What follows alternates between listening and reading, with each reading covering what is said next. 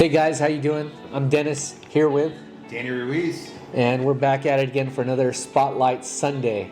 Today we're going to be talking about El Sol 2, right? Don't get it confused with El Sol 1, which you saw earlier, but El Sol 2 is the one right down the street. And this is your second project that we worked together on. Is that right? Yeah, that's right. Helped out a little bit towards the end of El Sol 1. Yeah. Came in and helped out, did some little bit touch-ups, just got it dialed in. Yeah. That house was dope. Yeah. And this is a really cool project, which was, like I said, right down the street from our first home that we sold in Altadena. And, we ended up, it was listed for a while at $725, but we ended up buying it for $625, right? And we thought that was a great, even though we paid more for this home than we did for the first El Sol, we knew what the end price of El Sol 1 was selling for, so we had like that little insider information, so we knew that this was going to pencil out no matter what, right? Yeah, you set the bar, you kind of knew what that comp was, so it made sense to even buy a little higher. That's like the invisible, if you know what's happening in the market before anyone else does, then you know when to buy, how to buy, all these things, right? Yeah, absolutely. Nice. So when we ended up buying the property, it was only roughly 1,100 square feet, right? Yeah. A little over that. And then it was a 2-bedroom, 1-bath. And then it had a 2-car garage with a little addition at the back, right? Yeah, there was a bump out in the back, probably about 200, almost 240 square feet, which, we're hoping to capture that within some potential usage. For sure. And tell us a little bit about the construction process and what we did to the front home, because as a 2-1, it was good, but we do so much more with if we could recreate those spaces, right? Yeah, the space was not very good. It was a 2-1, and it had like a dining room that I think originally was used as a bedroom. So we reconverted that back into a bedroom, and we took, at the end of the hallway there was a linen closet, so we converted that to a bathroom, and then we made the front bedroom with the master suite on it. Typically you don't want to do that, but the way that this house was laid out, it made the most sense. It was like the only place to put it, right? Yeah, exactly. So master bedroom in the front, whatever, still sells, right?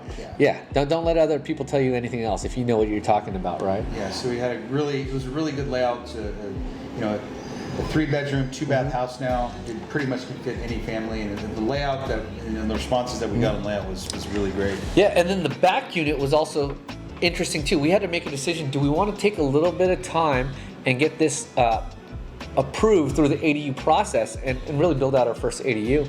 Or do we just sell it as is and make it go quick? And yeah, I think the idea was, because of the comp selling down the street, figuring out that price per square foot, it really made sense. Even though it still took us like 6 months longer, we were probably almost like 70% done with the front house. So deciding to have to go through planning to build out the ADU, after crunching the numbers, it just made sense. For sure, because 600 square feet, right? Whatever your cost to build it out, whether it's $100 or $200 a square foot, if we're selling them for $500 plus a square foot, yeah, do the math. It's crazy, that's right? Some good math, right? Absolutely. And there were some cool things that we also did to the front. Do you remember some of the things that you added on? And yeah, we did. We did a really cool pattern on the front of the house, which we also carried that into the gate. Yeah. One of the things about this house that, and I'll say this, working with the team, the design and the type of finishes and the creativity was like off the charts with El Sol 1, but we didn't want to just go and do a farmhouse down the street. No. So this was a completely different look that happened like 4 or 5 houses down. So this was like a more modern design. So we did a lot more modern design. We did a slider in the front that we converted into a glass window. And then we also did really modern cabinets and did a nice fire pit in the back. Which you also did a YouTube video on, which is really nice. How-to YouTube video on the fire pit, so check that out. And then we also did butcher block shelving in the front and the back of the house. Which you also did a YouTube video on. Did a YouTube video How many hits you get on that? Well, right now it's about 112,000 hits, and I'm hoping to keep that growing. So check it out. 112K. Yeah. People that you slapped with your wood shelves. That's crazy. Nice. Dope, so. Nice.